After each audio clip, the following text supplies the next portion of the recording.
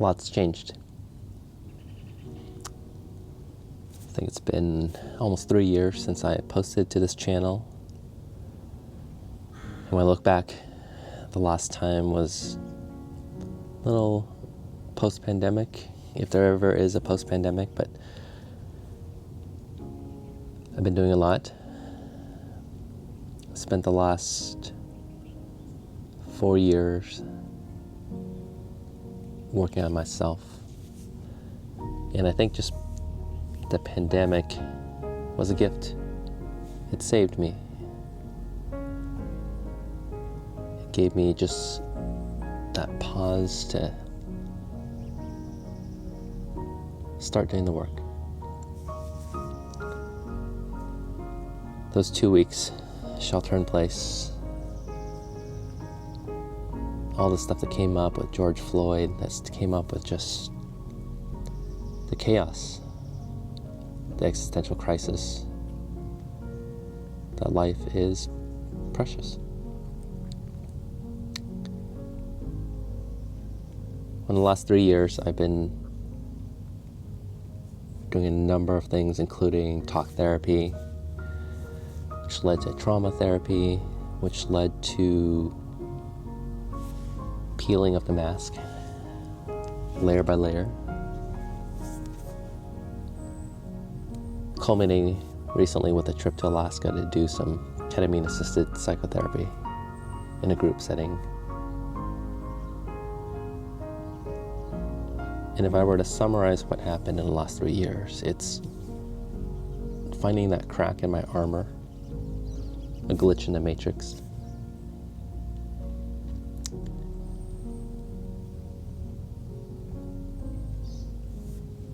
Learning to work with what emerges between the breath.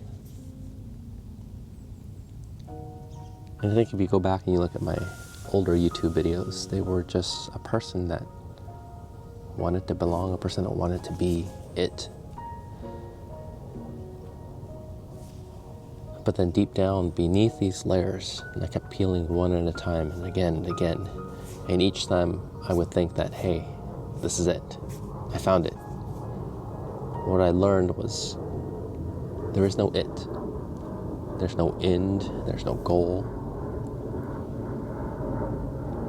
That the one thing I was avoiding was the present moment.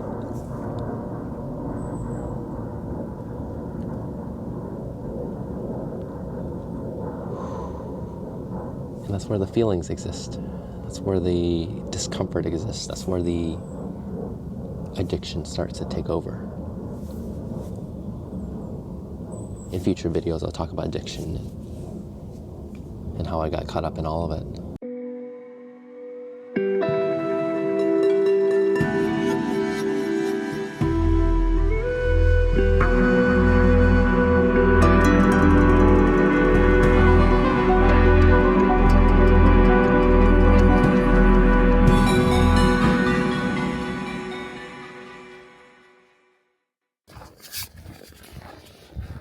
It's dark.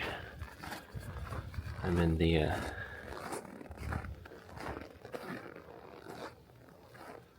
walking outside in Alaska. It's -8 right now. There's a full moon shining down. This week has been just incredibly profound. It's taken 4 long years of doing this journey to get here.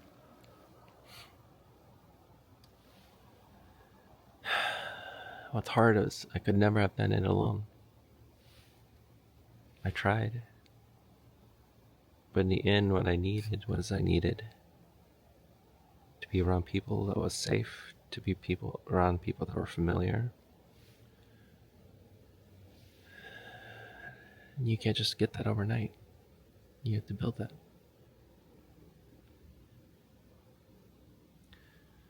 Now I enjoy sitting in the darkness, because it's not my hole of despair. It's just a place that's familiar.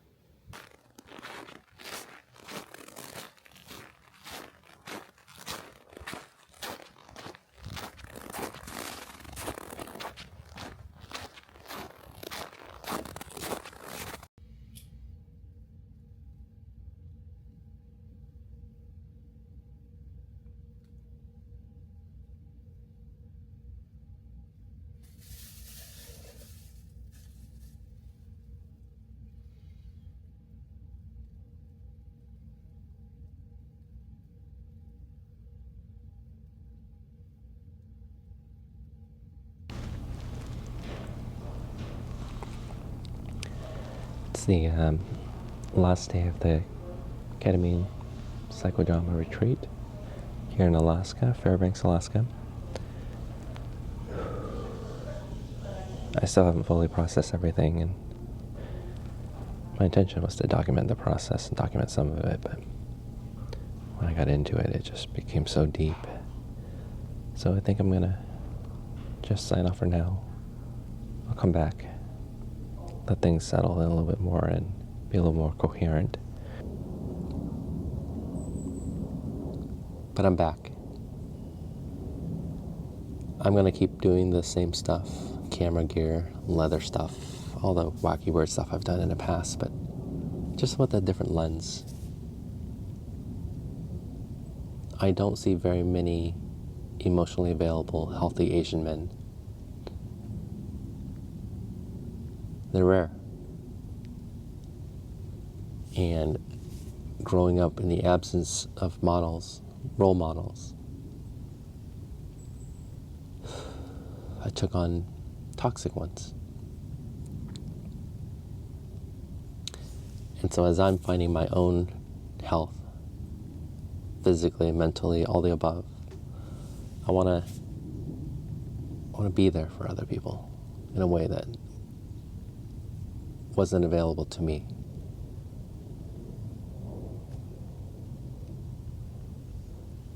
I'm 20 years into my consulting startup career. I've been in the business corporate world for a while. I'm going on 5 years on this healing journey. And I think it's time. It's time to contribute back. Consume less, create more.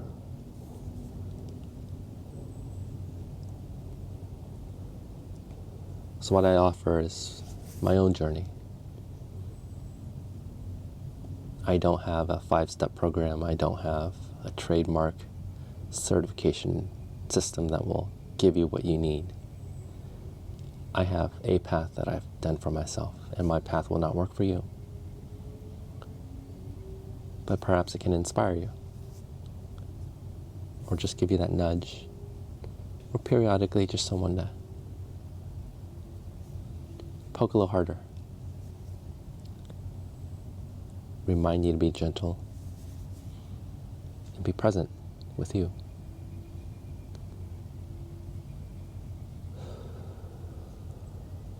I peeled my layers. The first layer was an android. He came about roughly when I was 8 to 10. Lieutenant Commander Data of the Star Trek Enterprise. An android who felt nothing.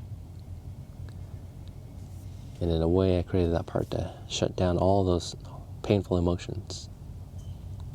And when I got into my early 20s, I assumed the Dan, modeled after the Don at the time from The Apprentice. Now our president, for a second time, Donald Trump. He was the aggressive business person, ruthless, always wanted to win, competitive, I'm the best, I'm the smartest. And those got me through some of the rough years where I did work in some toxic environments. And I won, but at a cost.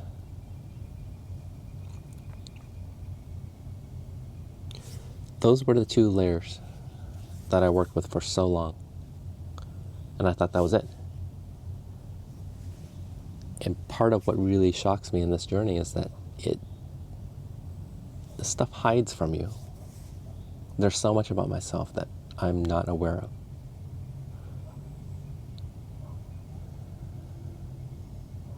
And in doing this deeper work, I started to uncover more. Another layer, a superhero of my imagination, Superman.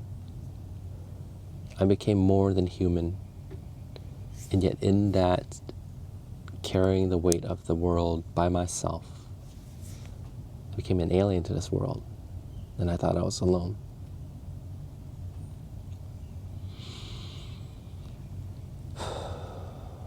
And that's the loneliness epidemic, the solo superhero male that's told to do it all by himself. And in that way, I could not receive help. I couldn't find support. I couldn't find love. That, coupled with some of my late stage diagnosed ADHD and some other psychology stuff, was just rooted at this inability to receive help. And so as I learned to get support, as I learned to receive help, it created this foundation for me to build upon. This last round, up in Alaska, I worked with a modality called psychodrama. It's described in chapter 18 of The Body Keeps a Score. And essentially you have people playing out different roles in your past, your origin story, and to put them in 3D physical space. So no longer just a theoretical exercise, but actually to be able to see my father in front of me and to talk to him back then, to witness his life,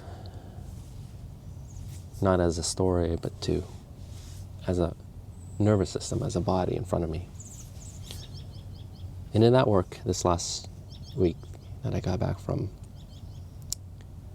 I tapped into some ancestral anguish. I'm a child of Vietnamese boat people who were refugees from the war. And I'll go into the history at some point. That's my next arc of this work. But on the last night of the ketamine dose, it was a high dose.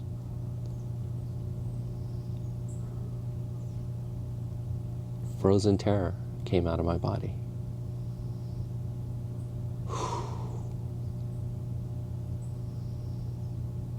It's hard to describe because of how scary it is.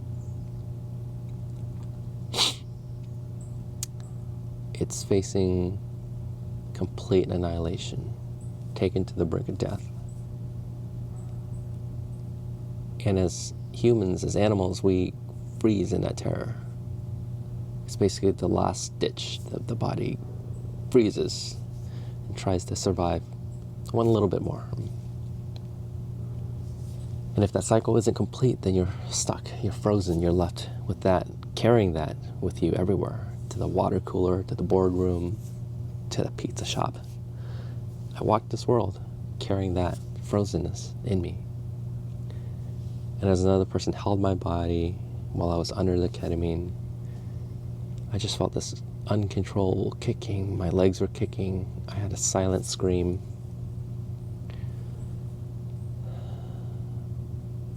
It's part of the body's way of getting rid of this energy, that you weren't meant to carry this. And so that shook through.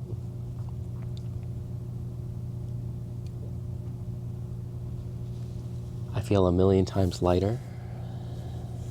I coined the term, I took a gigantic cosmic poop.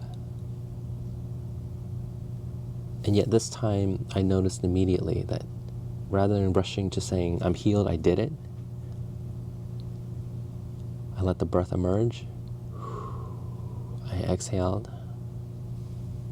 And I became aware that there's layers and layers of work to be done. I think this next round, this next layer for me is to work through some of the rage that lives in my male body. But to do so in a safe way, to do so without scaring someone, to do so without harming someone else.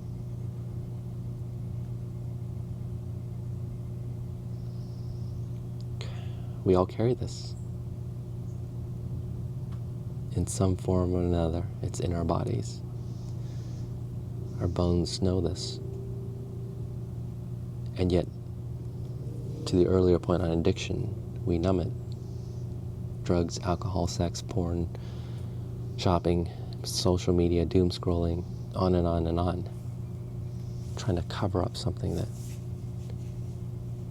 is too painful to experience.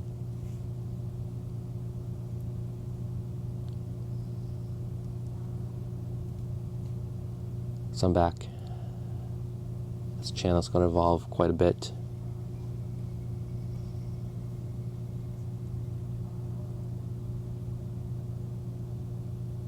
It'll be slow, excruciatingly slow. And if you're here for it, I'm here with you.